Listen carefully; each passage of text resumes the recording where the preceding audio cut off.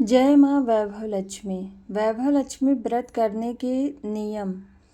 अलंकृति मया जंतु सर्वे भवति पूजिता, निर्धन शिव तुल्योऽपि सर्वेष्यपि भूयते। अर्थात माँ लक्ष्मी जी कहती हैं कि मेरे द्वारा अलंकृत मनुष्य ही सबसे अधिक पूजनीय होता है, परंतु निर्धन प्राणी चाहे वह शिव जी के समान ही क्यों न हो, सदैव निरस्कार का भागी होता है। ब्रह्म पुराण। अर्थात बिना लक्ष्मी के प्राणी का जीवन शून्य होता है। संसार में अनेक भौतिक पदार्थ हैं, परंतु बिना धन के वह आपके किसी काम के नहीं, अर्थात प्राणी की इच्छा अधूरी रहेगी। इसीलिए सर्वप्रथम आवश्यकता यह है कि धन। परंतु धन कैसे प्राप्त हो, यह प्रश्न बार बार सामने आता है। क्या चोरी, डकैती, हेरा फेरी, बेईमानी या लूट मार के धन से संतुष्टि हो सकती है? फिर मन में यह विचार आता है कि नहीं, यह तो पाप की कमाई है जिसका अंत बुरा ही होगा। पाप की कमाई से कभी भी सुख की प्राप्ति नहीं हो सकती, किंतु दुख जरूर मिलेंगे और शांति भंग होगी। श्रेष्ठ मार्ग से धन प्राप्त करके आप यश के भागी बन सकते हैं। लक्ष्मी प्राप्ति के लिए तप, साधना और त्याग की जरूरत है। लक्ष्मी जी को मन में धारण कर उनका व्रत रखें तथा जब तक वो प्रसन्न न हो तब तक साधना करते रहें। इस व्रत को करने के लिए हमारे धार्मिक धर्म गुरुओं एवं पूर्वजों ने कुछ नियम एवं विधान निश्चित किए हैं, जो इस प्रकार है। इस व्रत को किसी भी शुक्रवार से प्रारंभ कर सकते हैं, परंतु यदि शुक्ल पक्ष का शुक्रवार हो तो अति उत्तम होता है। व्रत आरंभ करते समय व्रती को यह संकल्प भी लेना चाहिए कि मैं इतने शुक्रवार तक यह व्रत अवश्य करूँगा। इस हेतु 7, 11, 21, 31, 51, 101 शुक्रवारों तक व्रत करने का संकल्प लेना चाहिए। इस व्रत को यदि सौभाग्यवती स्त्रियां करें तो इसका फल अधिक मिलता है। यदि किसी कारण वह स्त्री व्रत करने में असमर्थ हो तो पुरुष भी व्रत कर सकते हैं। व्रत करने वाला यदि विवाहित हो तो दोनों पति पत्नी मिलकर इस व्रत को करें तो माँ लक्ष्मी अत्यंत प्रसन्न होती हैं।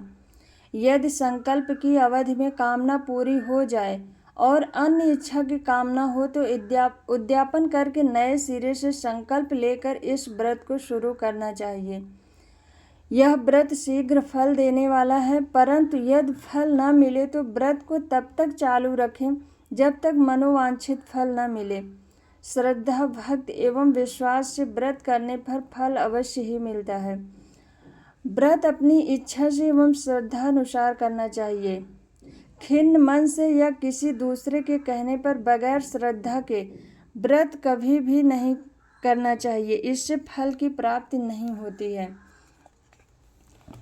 व्रत रखने से पहले व व्रत के दिनों में मन शुद्ध कर लें। किसी प्रकार का छल, कपट, पाप, द्वेष मन में नहीं होना चाहिए।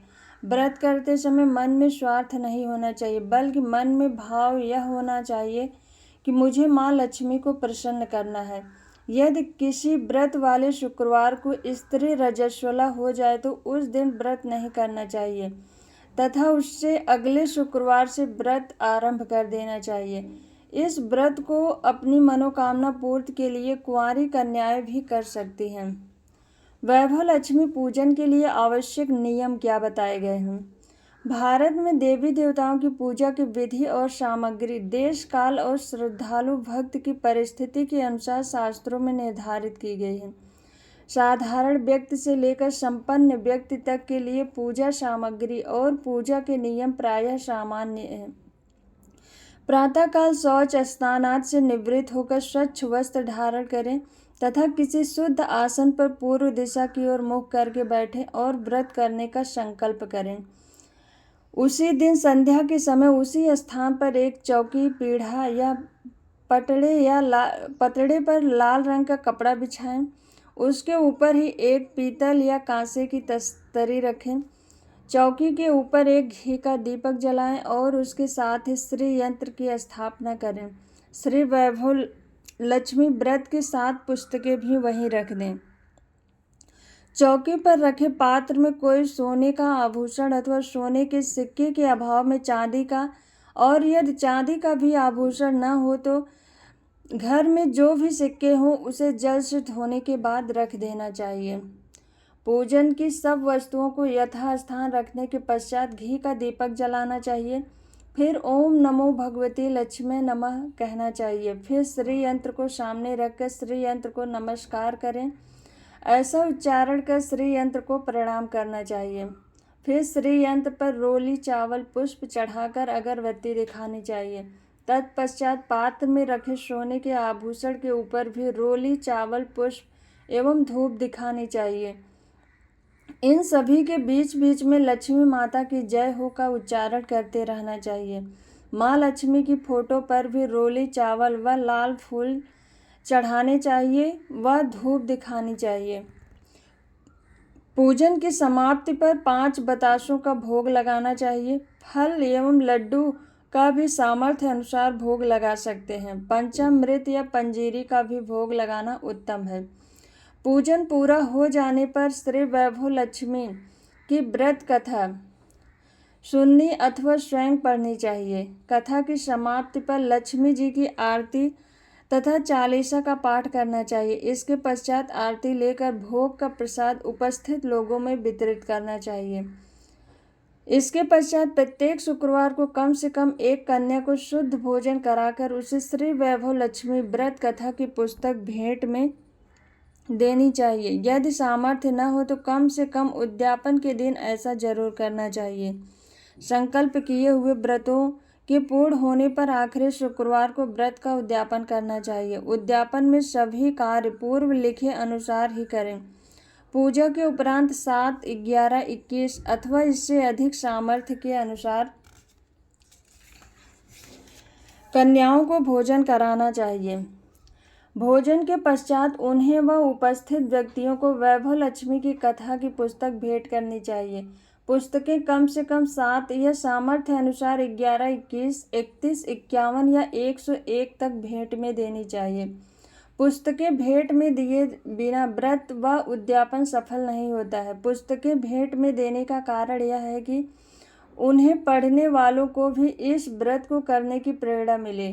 कन्याओं को पुस्तकें भेंट करते समय उनके मस्तक पर रोली का तिलक लगाते हुए यह कहना चाहिए कि जिस प्रकार माँ लक्ष्मी ने मेरी मनोकामना पूर्ण की है उसी प्रकार तुम्हारी भी मनोकामना पूर्ण करें व तुम्हें व और लोगों को इसे करने की प्रेरणा मिले। पुस्तक पर भी रोले का छींटा करना चाहिए। जिन कन्याओं को पुस्तक मिले वे उन्हें पढ़ने के पश्चात अपने घर पर ही रखें। उन्हें किसी और अन्य को भेंट न करें। भेंट में मिली पुस्तक किसी अन्य को भेंट करने या बाजार में बेचने से पुण्य का नाश होता है। पूजा समाप्ति के पश्चात पात्र में रखे आभूषण अथवा सिक्कों को तिजोरी या अलमारी में रखें। श्री यंत्र को भी पूजा के स्थान पर तिजोरी में रखना चाहिए। जल को घर में छिड़कना चाहिए व तुलसी में या सूर्य को अर्घ्य देना चाहिए। वैभव लक्ष्मी व्रत कथा। सेठ धर्मलाल का अपने नगर में बड़े सेठों में नाम था। उनकी कई फैक्ट्रियां थी। यह सब उनकी अपनी मेहनत का ही नतीजा था। 10 साल पहले जब उनकी शादी हुई थी तो वे एक छोटे से दुकान के मालिक थे। उनकी लग्न तपस्या से ही यह सब संभव हो सका था। उनकी पत्नी साधना हर तरह से सुखी थी, परंतु सुख में भी दुख छिपा होता है। उसको एक ही दुख था कि उसकी कोई संतान न थी। सेठ धर्मलाल को अपने कमाने से फुर्सत न थी कि उसके इस दुख को और जाने। धीरे धीरे वह इस गम में घुलने लगे। वह सदा गमहीन व उदास रहने लगे। सेठ धर्मलाल ने जब अपनी पत्नी की यह हालत देखी तो उसने इसका कारण पूछा। प्रिय, हमारे पास किस चीज़ की कमी है जो तुम रो रही हो? वह बोली, हे प्राणनाथ, हमारे पास सब कुछ है, रुपया, पैसा, सोना, चांदी, परंतु इसको हमारे बाद कौन संभालेगा? कौन हमारा नाम लेगा? फिर मैं एक भारतीय स्त्री हूँ। कोई भी स्त्री पूर्ण तब तक नहीं होती है जब तक वह माँ न बन जाए। मुझे माँ पुकारने वाली एक संतान चाहिए जो केवल मेरी हो। यह कहकर वह फूट फूट कर रोने लगी। सेठ धर्मलाल को पहली बार महसूस हुआ कि बिना संतान के तो वह बिल्कुल भिखारी है।